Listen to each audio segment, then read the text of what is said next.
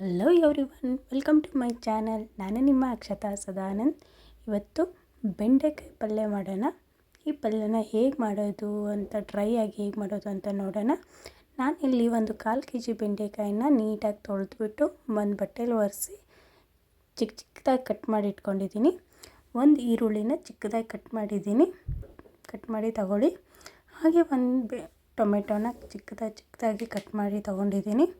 ಒಂದು ಗೆಡ್ಡೆ ಬೆಳ್ಳುಳ್ಳಿನ ಸಿಪ್ಪೆ ಬಿಡಿಸಿ ಸ್ವಲ್ಪ ಜಜ್ಜಿಬಿಟ್ಟು ತೊಗೊಂಡಿದ್ದೀನಿ. ಇದನ್ನ ಮತ್ತು ಕರಿಬೇವು, ಕೊತ್ತಂಬರಿ ಸೊಪ್ಪು, ಸಾಸಿವೆ ಮತ್ತು ಜೀರಿಗೆ ಒಗ್ಗರಣೆಗೆ, ಮತ್ತು ಅಚ್ಚ ಖಾರದ ಪುಡಿ, ಗರಂ ಮಸಾಲ ಮತ್ತು ಅರಿಶಿನ ಪುಡಿ, ರುಚಿಗೆ ಉಪ್ಪು ಮತ್ತು ಒಗ್ಗರಣೆ ಎಣ್ಣೆ. ಈಗ ಹೇಗೆ ಮಾಡೋದು ಅಂತ ನೋಡೋಣ. ಮೊದಲು ಒಂದು ಗ್ಯಾಸ್ ಮೇಲೆ ಒಂದು ಪಾತ್ರೆ ಇಟ್ಕೊಂಡು ಪಾತ್ರೆಗೆ ಕಟ್ ಮಾಡಿಟ್ಟಿರುವಂಥ ಬೆಂಡೆಕಾಯಿನ ಹಾಕ್ಕೊತಾ ಇದ್ದೀನಿ. ಈ ಬೆಂಡೆಕಾಯಿನ ನೀಟಾಗಿ ಹುರ್ಕೋಬೇಕು. ಇದರಲ್ಲಿರೋ ಲೋಳೆ ಅಂಶವೆಲ್ಲ ಹೋಗಬೇಕು. ಲೋಳೆ ಅಂಶ ಬೇಗ ಹೋಗಬೇಕು ಅಂದರೆ ಒಂಚೂರು ಎಣ್ಣೆ ಹಾಕ್ಕೊಂಡ್ಬಿಟ್ಟು ಚೆನ್ನಾಗಿ ಹುರ್ಕೊಳ್ಳಿ. ಅಂದರೆ ಇದು ಲೋಳೆ ಅಂಶ ಬೇಗ ಹೋಗಿ ಚೆನ್ನಾಗಿ ಹುರಿಯುತ್ತೆ.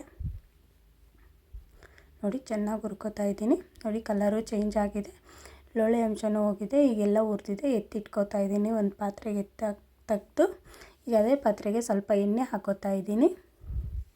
ಒಂದು 2 ಟೇಬಲ್ ಸ್ಪೂನಷ್ಟು ಎಣ್ಣೆ ಹಾಕ್ಕೊಂಡು ಇದಕ್ಕೆ ಒಂದು 1/4 ಟೇಬಲ್ ಸ್ಪೂನಷ್ಟು ಸಾಸಿವೆ ಹಾಕೋತಾ ಇದ್ದೀನಿ. ಹಾಗೆ ಒಂದು ಅರ್ಧ ಟೇಬಲ್ ಸ್ಪೂನಷ್ಟು ಜೀರಿಗೆ ಹಾಕೋತಾ ಇದ್ದೀನಿ. ಇದೆರಡು ಸಾಸಿವೆ ಎಲ್ಲ ಚಟಪಟ ಅಂತ ಸಿಡಿಬೇಕು. ನೋಡಿ, ಈಗ ಇದಕ್ಕೆ ಕರಿಬೇವು ಹಾಕೋತಾ ಇದ್ದೀನಿ. ಕರಿಬೇವು ಚಟಪಟ ಅಂತ ಸಿಡಿದ ಮೇಲೆ ಬೆಳ್ಳುಳ್ಳಿ ಏನು ಜಜ್ಜಿಟ್ಕೊಂಡಿದ್ನಲ್ಲ ಆ ಬೆಳ್ಳುಳ್ಳಿನ ಹಾಕೋತಾ ಇದ್ದೀನಿ. ಹಾಕ್ಕೊಂಡು ಸ್ವಲ್ಪ ಮಿಕ್ಸ್ ಮಾಡ್ಕೊಂಡು ಫ್ರೈ ಮಾಡ್ಕೊಳ್ಳೋಣ.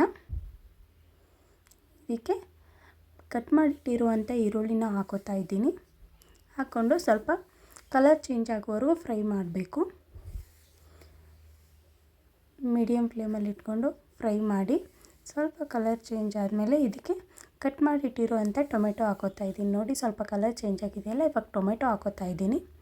ಟೊಮೆಟೊನ ಚೆನ್ನಾಗಿ ಫ್ರೈ ಆಗಬೇಕು. ನೋಡಿ, ಚೆನ್ನಾಗಿ ಬಳಸ್ಕೊಳ್ಳಿ. ಇದು ಸ್ವಲ್ಪ ಫ್ರೈ ಆಗೋಕ್ಕೆ ಸ್ವಲ್ಪ ಉಪ್ಪು ಹಾಕೋತಾ ಇದ್ದೀನಿ.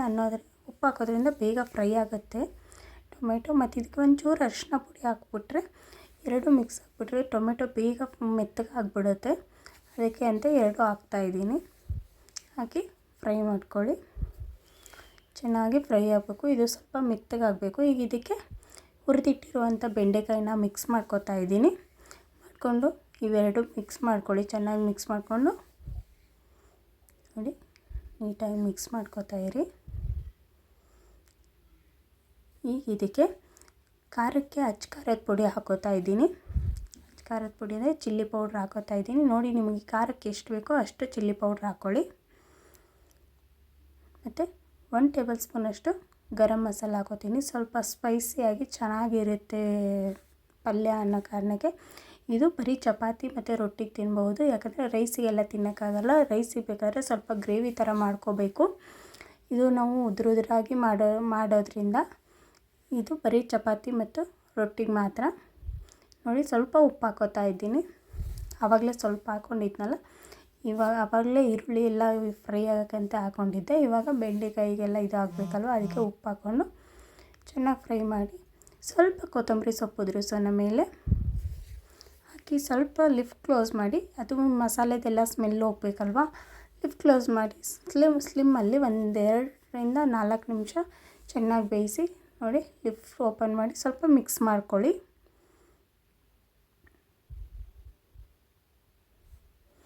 ಮಿಕ್ಸ್ ಮಾಡ್ಕೊತಾ ಇರಿ.